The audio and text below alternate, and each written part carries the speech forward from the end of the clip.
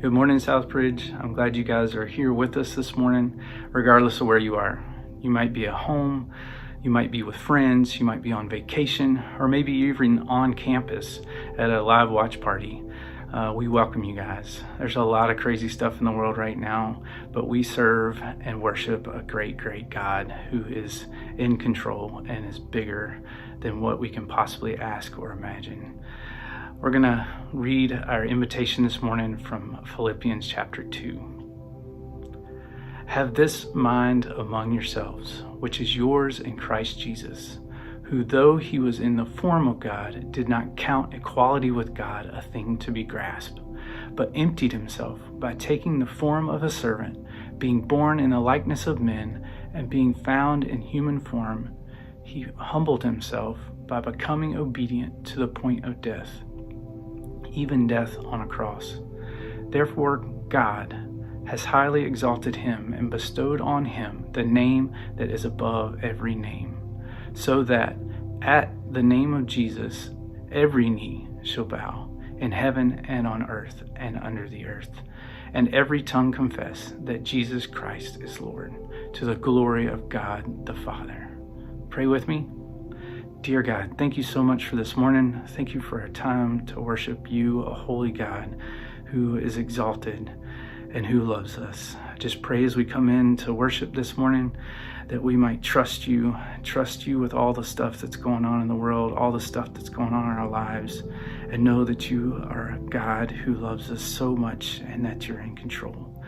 May we come and worship you with open hearts and open minds this morning, that we might see you rightly and truly worship you for who you are.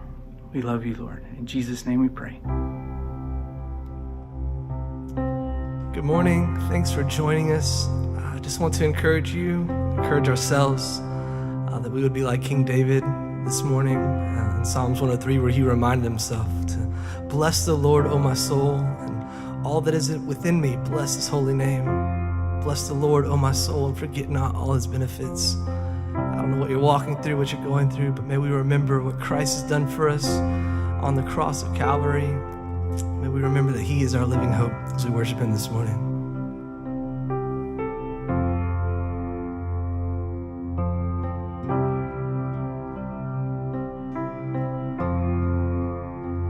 How great the chasm that lay between us, how high the mountain I could not climb.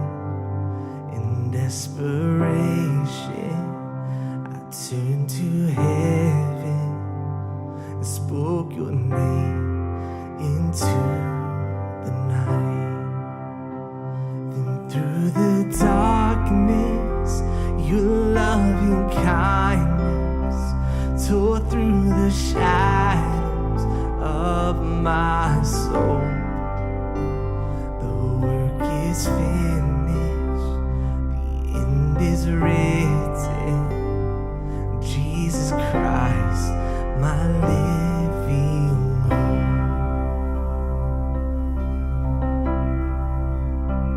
Who could imagine so great a mercy?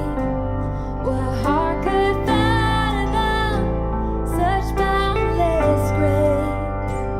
The God of ages stepped down from glory to wear my sin and bear my shame.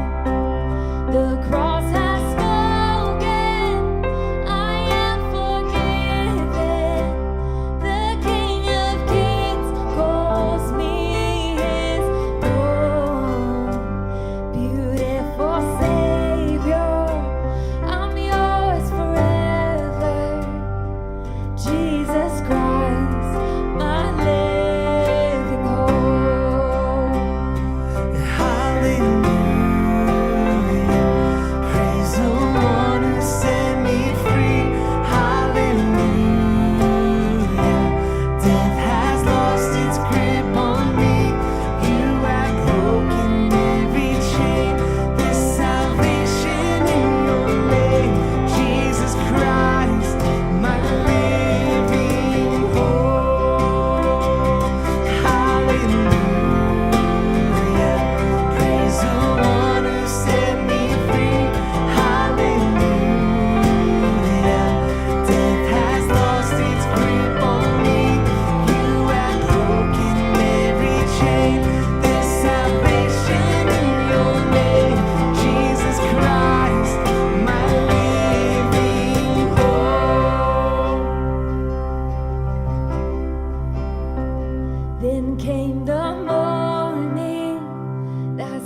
the promise, your buried body began to breathe.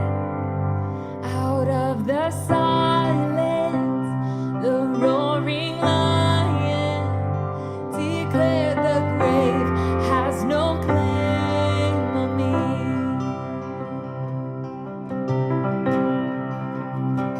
Then came the morning that sealed the promise.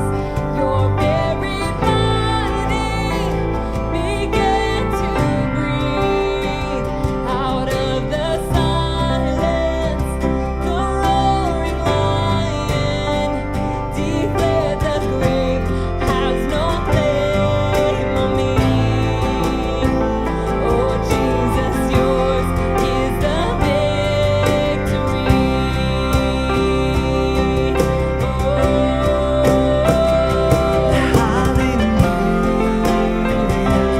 Praise the one who set me free.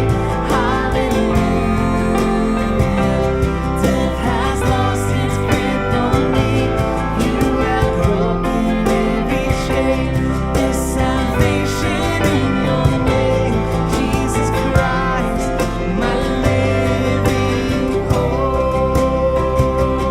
Hallelujah. Praise the one who set me free. Hallelujah. Death has lost its grip on me. You have broken every chain. There's salvation in your name, Jesus Christ, my living hope. Jesus Christ, my living hope.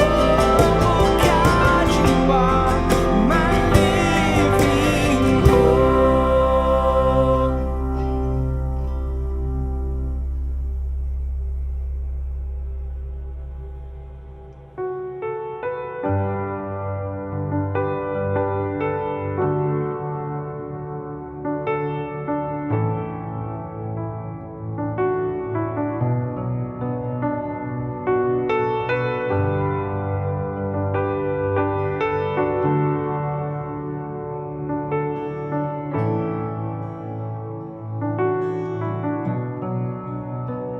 You are here, moving in our midst. I worship you, I worship you. You are here, turning lives around. I worship you, I worship you. You are here, moving in our midst. I worship you, I worship you. You are here, turning lives around. I worship you, I worship you.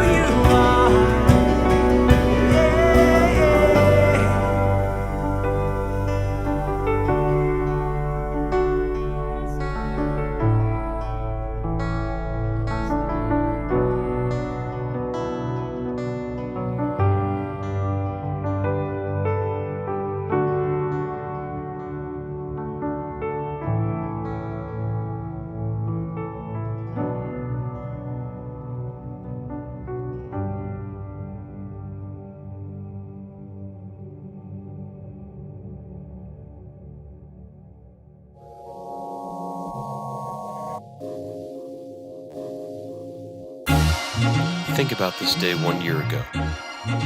What were you doing? What was your family doing? What was life like? Think about 6 months ago. What were you preparing for? What was your routine? Think about the last 90 days. Everything has changed. Our world, our culture, our lives. Think about today. Many things are shifting. What is God doing? What ways do you see His hand? How do you know His heart? Even when the world around shifts, God never changes. He does call us to live a life that shifts and moves where He plants us. So, are you listening? Are you hearing Him?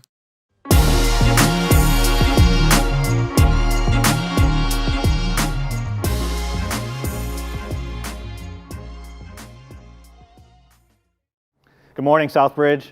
Thank you so much for joining us today as we continue in our series, Shift, talking about how we live in an ever-changing world, but we have an unchanging God.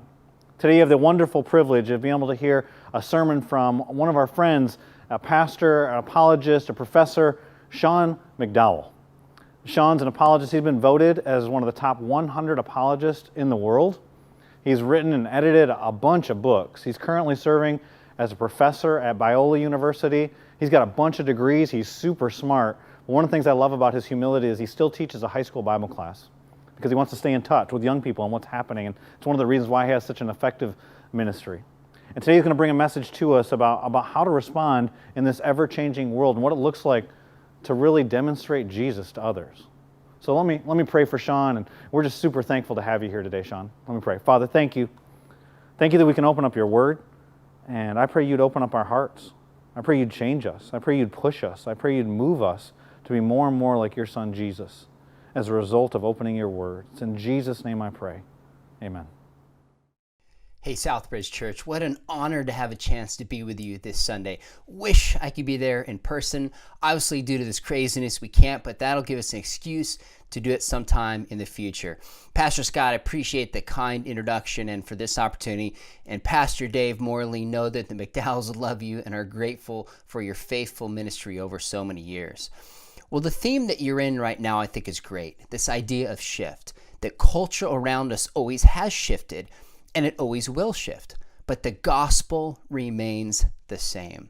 What does it look like to speak faithfulness and truth in a culture that's changing quickly around us? Well, a few summers ago, my wife's family had a huge family reunion. Now, you got to realize when it comes to family reunion with my wife's family, her dad is one of 12 brothers and sisters. So when we do family reunions, it is dozens and dozens and dozens of cousins and aunts and uncles and you name it, and grandparents. Well, we were north in Sacramento, and one day, most in our group decided to do a whitewater rafting trip. Now, for our trip to go, it must have been like 4 or 5 rafts just for our group because our group was so big. So this was in the South Fork American River, and this was an all-day trip. We went about 3 or 4 hours in the morning, had lunch, and then went another 2 or 3 hours or so in the afternoon. And in the morning, there were kind of rapids that were 1s and 2s, not a big deal. Stopped and had lunch. And then in the afternoon, I believe the highest was like a 3 or a 3+, so it got a little more intense. And of course, at this point, I'm thinking, I got this. This is not a big deal. 1s and 2s, easy. Just jump up 1 level. How hard can it be? Now, they had trained us, and maybe you know this if you've gone whitewater rafting before, is that they train us that if you get thrown out of the boat, what happens is you don't swim to the side. Don't try to plant your feet or grab something. You can actually really get hurt. Lean back in your raft, put your feet up, ride through the rapids, and then get back in the boat. That's the safest if you get tossed. So after lunch, we get in the boat, and they told us that they wanted people that they thought were maybe a little stronger in the front. So they put my father-in-law, he's a little bigger, stronger than I am, in the front right. I was in the front left. And what happens is, all I remember is we're approaching these rapids, and our guide who's in the back, he says, we're about to approach probably the toughest rapids of the day, and they're called the Hospital Bar. They actually name these rapids. And anything called the Hospital Bar makes me a little bit nervous. And the area after it gets flat, and they called it the Recovery Room. But I'm still thinking this is no big deal. I got this. All I remember is somehow we go down, shift to the left, pull back hard to the right because of this rock, this big rock in front of us. My father-in-law gets thrown from the right corner to the back of the raft. I get tossed off the side, head over heels. Well, it's like going into a washing machine, so to speak, if you can imagine what that is like. And I just remember coming up for air. And what happens is I hit the bottom of the boat for a second, which causes this instant panic. Well, eventually I get around the side and I instantly thought what they said. Don't grab the boat. Don't go to the side. I put my feet up. I'm going up and down. Finally get to the recovery room. And one thing is going through my mind. I want to get back in the boat. Well, that turned my world upside down. You see, if you're tossed from a raft or a boat, the first thought in your mind is, how do I get out of this chaos? And how do I get back in the raft where it's safe? You know, it's interesting today that when people, their lives physically get turned upside down, the question is, where do people go? Well, instantly, people go to a hospital, right? It's obvious. I was thrown in the hospital bar. Well, someone gets in a car accident. Nobody thinks, well, your life's in jeopardy. What should we do? Maybe call 911. Maybe let's give it a break. You pray, you call 911, you get to the hospital as fast as you can. It's automatic. It's instinct because we believe hospitals are built to help our physical bodies. Well, let me ask you another question. When somebody's life is turned upside down emotionally and spiritually and relationally, what's the automatic thought that somebody has about where they should go? Sadly, in the minds of an increasing number of people today, that place is not the church. It's not the church. In fact, David Kinnaman, we actually went to school together at Biola, interestingly enough. He is the president of Barna Research, one of the most significant research kind of agencies or groups, really in the world, and especially in the Christian world. He wrote a book a few years ago, but I think his findings are still largely true in our culture. He wrote this book called Unchristian, and they interviewed outsiders, non-believers, how they feel and think about the church. And largely the conclusion that people came to is 6 big things. In other words, if we talk to someone who doesn't identify as a Christian, how does this person tend to view Christians? And according to the research, he said that Christians are, number 1, hypocritical, that they say one thing and do another. Second, Christians are too focused on getting converts. We're too focused on getting people just to believe, but not love people entirely for who they are. Third, they said anti-homosexual. In other words, if you say you're Christian, in the minds of so many people today, you might as well say, I hate gays. Now, I hope and trust that none of you do, but this is the perception many people have. Fourth, Christians are too sheltered. They don't know what the real world is like. Fifth, too political. And we're seeing a lot of this come out on all sides of the issues today with some of the issues taking place in culture right now. And the last one is judgmental. That Christians are quick to judge other people's actions. Now, can you imagine if it came to hospitals that people thought, well, hospital doctors, they're hypocrites, they don't like gays, they're too political, and they're judgmental. People would think twice about going to a hospital. Well, sadly, many people feel that way about the church. The bottom line is this. In the research, David Kinnaman concludes and he says, only a small percentage associate the church with respect, love, hope, and trust. Friends, this is heartbreaking to think about. A friend of mine, he's been youth pastor probably between almost 2 decades now. And I asked him, I said, you've seen youth ministry shift in a couple decades. How have things changed in your perspective? And I didn't prep him for anything. He said it kind of used to be that if we just had food and music and games, like kids would show up, feed them and they come. He said now one thing I've heard more than I used to hear is that parents will resist sending their kids to church, even though they want their kids to have morals and stay out of trouble. There's increasing voices say, well, what do they really teach in the church? Is it hateful? Is it bigoted? Do they value equality, etc.? Now, please hear me. I'm not saying today as we unpack this passage we're going to look at in a minute, that this is a niceness contest, that if we just love more people, they would flock to the church. Friends, the gospel is offensive. But let us ask the question as culture shifts around us, that if people resist the church and the message of Jesus, let it not be because we don't love and care for them, but because of the gospel and the message itself. So what do we do in a culture that increasingly views Christians through this lens, at least many people that do? Well, I heard a leading New Testament scholar by the name of Darrell Bock. He's at Dallas Theological Seminary. And Darrell Bock was talking about this at an evangelical theological seminary. This is or society, where a bunch of professors like myself get together and read papers and talk about ideas in the Bible. And he was giving this presentation. He said, the narrative increasingly is that Christians are bigoted, hateful, and homophobic. The way we address this is when somebody hears this, the next thought in their mind is of a Christian that they know. And then they think, you know what, I hear that narrative, but the Christians that I know aren't that way. And I think he's right. Look, right now there's a lot of racial unrest in our country. And a friend of mine, a Christian pastor who's black, he said something that stood out to me. He said, this has been a really difficult time for me. He said, if I didn't have friends who are white that I know they love me and care about me, I would be tempted to accept this larger narrative that is negative and that we see in the culture that's not biblical.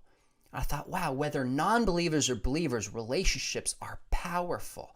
As culture shifts, if we want to speak into people's lives, we got to have relationships. And this is what we see Jesus model in Mark chapter 2. If you have your Bibles, open up with me to Mark chapter 2. If you can't find it, it's right after Mark chapter 1. Sorry, I couldn't resist. But I'm going to read it for us. So you can turn there, or obviously feel free to just listen along. We're going to read 3 passages. Mark chapter 2, verses 15 through 17. And here's what it says. Then we'll unpack this together. It says, and as he, Jesus, reclined at table in his house, many tax collectors and sinners were reclining with Jesus and his disciples, for there were many who followed him. And the scribes of the Pharisees, when they saw that he was eating with sinners and tax collectors, said to his disciples, why does he eat with tax collectors and sinners? And when Jesus heard it, he said to them, those who are well have no need of a physician, but those who are sick. I came not to call the righteous, but sinners. Now, when I see a passage like this, something that always jumps to my mind is this. Why were these sinners wanting to be with Jesus? What was it about his character that drew people to a sinless person when they were outcasts and they were sinners themselves?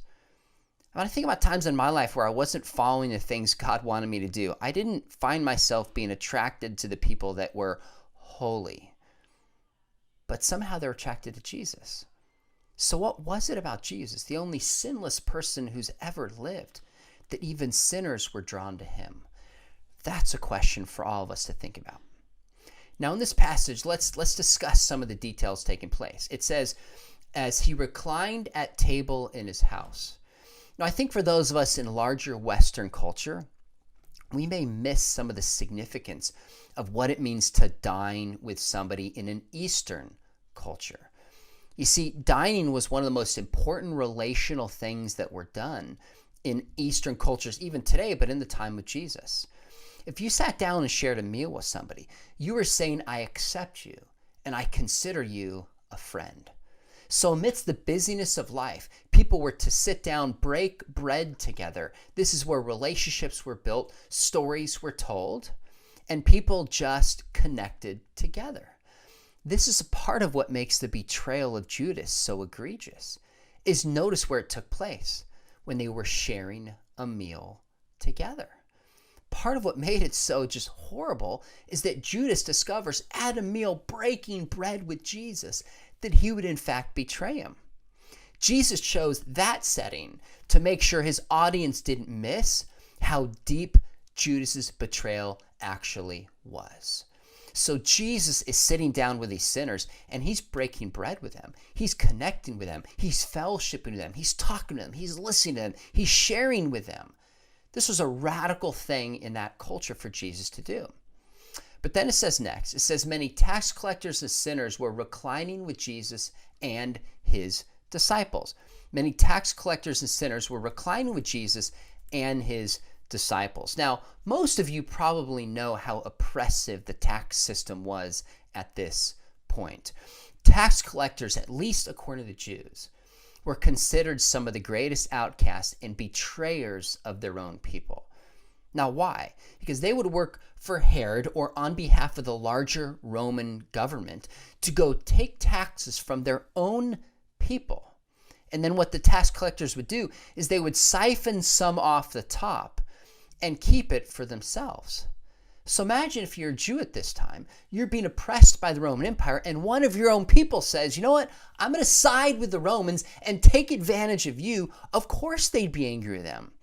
Tax collectors in many ways were kind of the scum of the earth. They were viewed as being the low of the low to people at that time. So what's interesting about this is when he says sinners, when I first read this passage, I thought, well, he was sitting down with murderers and thieves and prostitutes, the big sins we typically think of. Well, there could have been different sinners of kinds like that. Really what we're supposed to believe is these are people that are not following the law. These are people that are not following all the religious prescriptions that the Pharisees at that time thought that they should. Now this, of course, in the passage brings us to the Pharisees. Who were these people? They're described as the scribes of the Pharisees. Now, interestingly enough, Paul was a Pharisee before he became a believer, and he kept many of the Pharisaical beliefs as he became a Christian. If you look at the Jewish culture at this time, the religious culture, there were very conservative Jews and those who would be considered more liberal. So there are groups like the Essenes that lived at Qumran with the Dead Sea Scroll that separated themselves from society. There were the Sadducees that did not believe in an afterlife and based their relationship with God on work in the temple. So when the temple's destroyed, the Sadducees disappear. But then you have the Pharisees who were based their relationship with God following the 613 laws from the Old Testament. So can you see when the temple's destroyed in AD 70, the Pharisees say, well, we still have the law. Let's come up and write new books, Mishnah, Talmud, about interpreting the law. So the Pharisees continue after this time.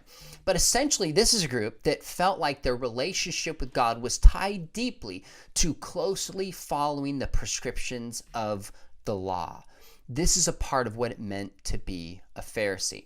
Now, in this next statement by Jesus, this sums up the purpose of this passage. This is where Jesus gets to the heart of it. He says this. He says, those who are well have no need of a physician, but those who are sick. I came not to call the righteous, but sinners.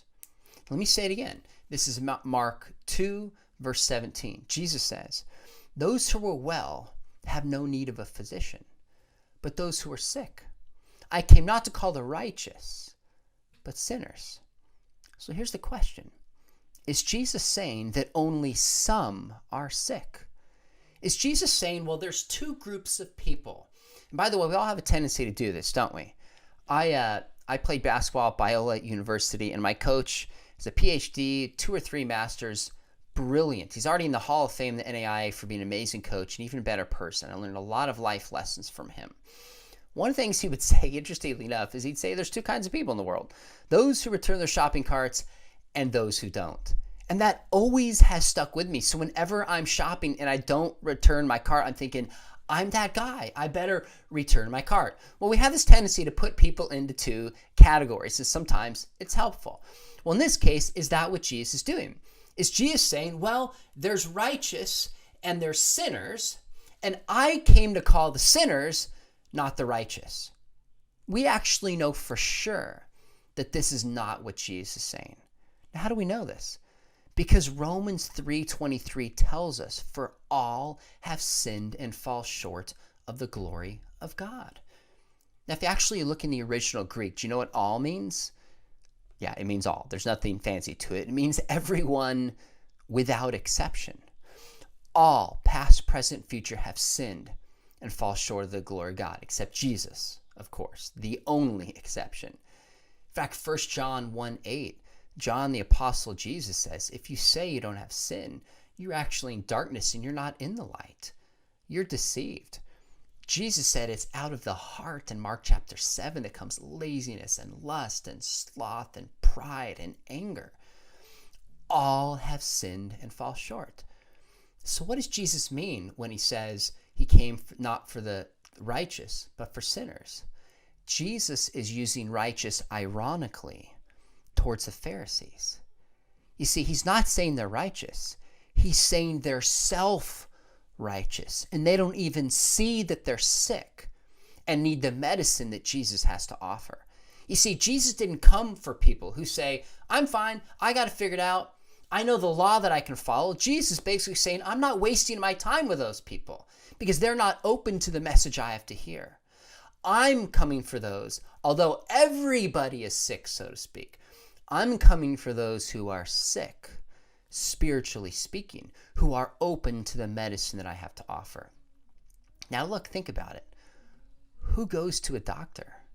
It's not just those who are sick. And it's not just those who know that they're sick. It's those who are sick and who know it, and who are willing to humble themselves, so to speak, and go to somebody else for their expertise to help them get better. You see, if you're sick, the only way you can get better is if you say to somebody else, I can't fix myself. I need your help to fix me. That's what Jesus was saying. Jesus was saying to the Pharisees, he's saying, look, you don't even think you need me. You are so self-righteous. You think you got it all figured out. I didn't come for you. Rather, I came to the sinners because they know they're broken and they know that they need me. But here's the key. Jesus was not a moralist. Jesus did not go around to people saying, you've got to get your life right first, and then you can come to me. Jesus was not a moralist. Rather, what Jesus did is he went out in relationship with people, and he knew they couldn't change their lives and become the kind of people God wanted them to be until they experienced his medicine, his grace, to change them from the inside out. You see, one of the mistakes we make is sometimes we go around wanting to tell everybody how to live their lives first, and then they're welcome into our club. Now, there is a sense where non-believers know the moral law and are held accountable to it. Paul describes this in Romans chapter 2, that even people without the law know the law. But on the flip side, I think Jesus also knows that he's going to go out where people are, to broken people, to outcasts, and risk being castigated by the larger community because he knows they need the medicine that he has to offer. But also keep in mind, Jesus doesn't show up and build relationships with the people and say, hey, to each his own, live however you want to. I'm not here to judge. Jesus loved people, but he also spoke truth. So as our culture shifts around us, how do we engage people relationally and lovingly without compromising the truth of the gospel? That's the question. I'm a comic book guy. You can see over my shoulder there's a little Spider-Man down on the bottom right. I can't even point to it correctly. Right there you can see it. There's a Thanos. Somebody made for me a Thanos club if you followed Marvel. I love superheroes. I have kids.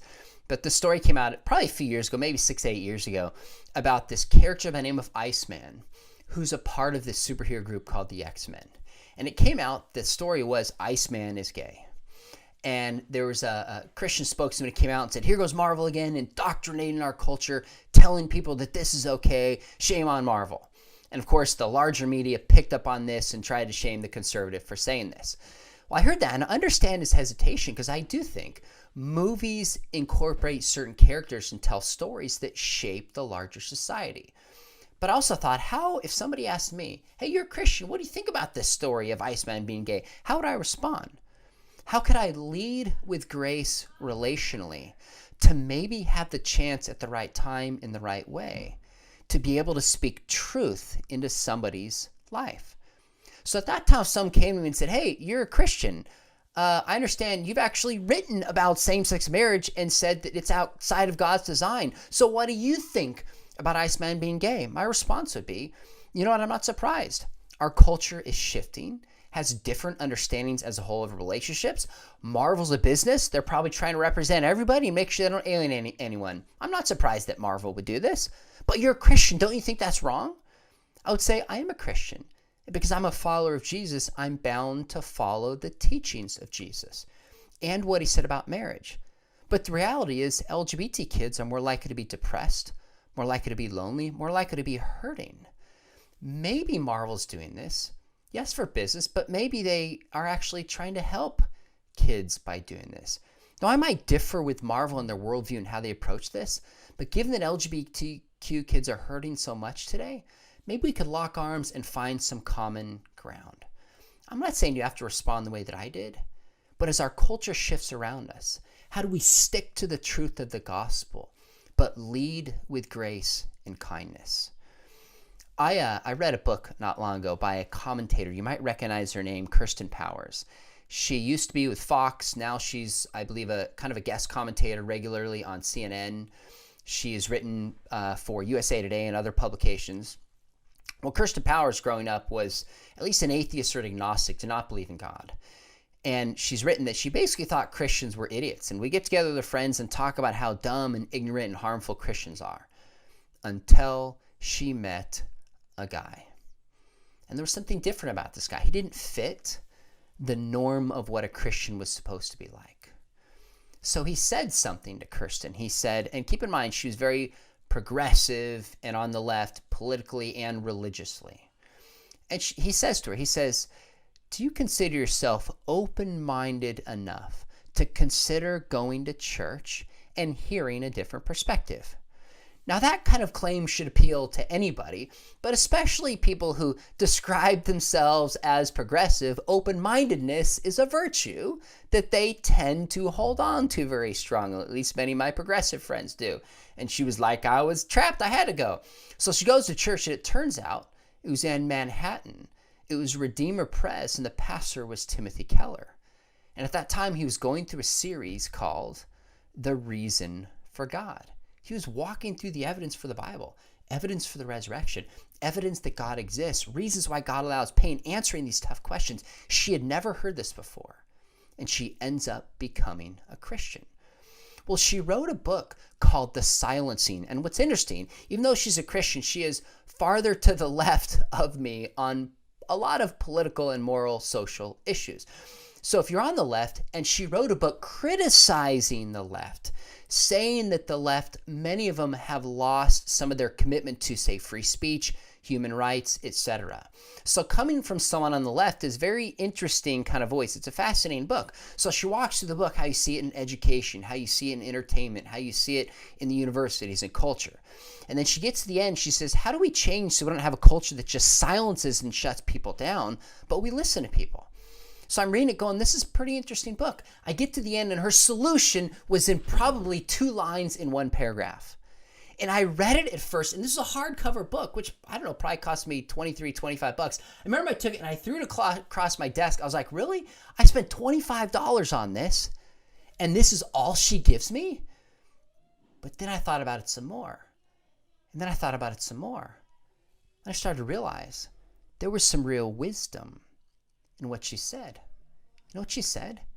She said, look, despite all appearances to the contrary, it's not familiarity that breeds contempt. She said it's actually relationships together that breeds understanding. She said, go out and make some unlikely friends. And I heard that and I thought, there is something brilliant about her perspective. She's right. In a sense, this is what Jesus did. He didn't stay in the safety bubble of, say, his church and his community. He went out to those who saw the world differently. And he built relationships with them so he could speak truth into their lives. I was speaking at a church not far from you, somewhere else in North Carolina. I was driving with a pastor to speak that morning, and not far from his church, we drove by another church that was a Unitarian church that essentially says, all beliefs are welcome, just God is not a Trinity, but if you have a certain particular belief, that's fine, you're welcome here. Great. So we're driving by, I said, hey, have you ever gone by and met this pastor or reverend and talked to them? And he kind of said, no, why would I do that? And I said, well, you're a pastor, he's a pastor, doesn't know Jesus. Go invite him to coffee and talk, build a relationship. Otherwise, this pastor's never going to listen to the gospel.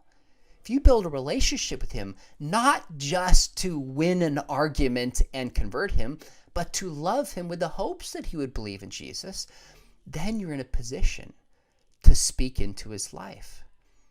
You see, Jesus models for us powerfully in this passage what it means to go out to those who are sick, who are broken, because our world desperately needs this. The question is, how much will you follow this example of Jesus and step out of your comfort zone? So let me ask you as we end kind of 3 big questions and a story to kind of summarize each one of these. One is this: how do you show love to people who are different from you?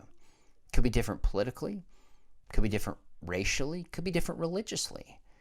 How do you reach out and invite people into your life that see the world differently? So number 1, we can have more compassion for them. But number 2, we can have the relational capital to speak truth into their lives. I kind of hesitated to share the story for a number of reasons, but this past year we've had a student from an inner city near where we live come live with us. High school kid, and he's basically become, his mom said she refers to us as his family, which is really moving. And we have learned a ton from him about how he sees the world, about his experience, about his life. I think he's learned a ton from us. And he had been home for a while during the whole COVID thing, and he came back and his mom was going to drop him off, and my son, he goes, "Hey, can we just invite her to stay for dinner?" I thought, what a beautiful idea. And we just sat down, didn't debate anything, didn't talk about a lot of the issues going on in the world, just listened to each other's stories. And I gained compassion and understanding for what she's going through. And I think she saw a greater side of us and our care for her son. So my question is, how do you show love? Is there somebody in your life, whether racially or socially or on some other issue, you can just reach out to and say, let's get a meal. Let's talk. Let's connect. Let's hear each other's stories. Second, how do you show love to non-Christians in your life? Do you invite people who not only think Christianity is false, but maybe some people who think Christianity is dangerous and bad? I have a YouTube channel. Every week or two I do an interview or load a talk or something, kind of an apologetics and culture and worldview. And I met this youth pastor, and his story was so interesting. I said, "Hey, can I just briefly interview you, like 4 minutes for my YouTube channel?" He said, "Yes." And what happened is with his story is he was asked to be a club director for an LGBTQ club at a public school. He said yes. I said, "Why'd you say yes?" He goes, "Because LGBTQ kids want to hang out with me. Why wouldn't I?" I said, "Fair enough. Even though some people would criticize this and say you're endorsing it, you wanted to be in a relationship with them." I said, "Well, what were the clubs like? What were the club discussions?" He said a lot of the discussions were just about this group of people, at least at his school, felt marginalized, they felt hated, they felt like outcasts, and that people didn't understand and really love them. He said eventually they asked him, he's like, "Why don't you hate us?" He said, "I don't hate you because I'm a Christian. I think everybody's made in the image of God. I love and care about you." And they said, "You're a Christian. What does the Bible say about homosexuality?" So he turns to Genesis 1, turns to Leviticus 18, Romans 1, but he says very quickly he wanted to actually shift from just talking about sexuality to talking about the person of Jesus. Who is Jesus? What was the compassion and care that he lived in his life and exemplified towards the marginalized and oppressed and outcasts? Eventually, 4 of them came to his youth group, and 3 of them became believers in Jesus Christ. Can you imagine that? That never would happen had he not stepped out of his comfort zone, built a relationship leading with love. 3 of them became believers in Jesus Christ. Now I asked him, I said, "How did this change you?" He goes, "Honestly, Sean, I don't think I realized how bigoted and angry I was towards this community until I got to know some of them. And it broke my heart to see the pain and hurt that they're going through." Friends, we live in a culture that's shifting all around us. As we have seen, sometimes within hours or with days, things can shift. But the gospel is eternal. The issues of the day may change, but the example of Jesus lasts forever. My question for you is this: amidst the craziness going on in our world today, what's one small step, maybe online, maybe in person, that you can take to reach out to love people who see the world differently than you? Maybe some of the people society considers outcasts for whatever reason. Maybe some of the people that think Christianity is crazy. whatever it is, maybe just people who see the world differently, and just reach out to them and say, let's have a meal. Tell me a story. I love you, and care for them as people, hoping and praying that God gives you the chance to share the gospel.